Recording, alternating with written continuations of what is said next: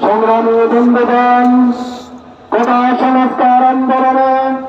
ছাত্র জনতার উপরে নৃশংস হামলার প্রতিবাদে ইসলামী আন্দোলন বাংলাদেশ ঢাকা মহানগর কর্তৃক আয়োজিত বিক্ষোভপূর্বক সমাবেশে এখন সভাপতির বক্তব্য রাখবেন ইসলামী আন্দোলন বাংলাদেশের সংগ্রামী সহকারী মহাসচিব নবাব পক্ষের সংগ্রামী সভাপতি জনতা মৌলানা মোহাম্মদ ইমতিয়াজ আলম। বক্তব্য রাখবেন মৌলানা মোহাম্মদ ইমতিয়াজ আলম।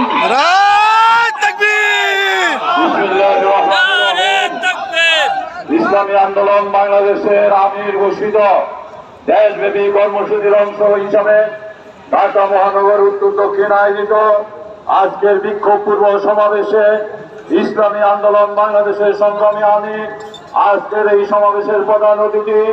বঙ্গীয় অভিভাবক হযরত মাওলানা মুফতি সৈয়দ রেজাউল করিম পীর সাহেব চরমনাই সহ কেন্দ্রীয় নেতৃবৃন্দ, ছাত্র বন্ধুগণ, আপনারা জানেন আমাদের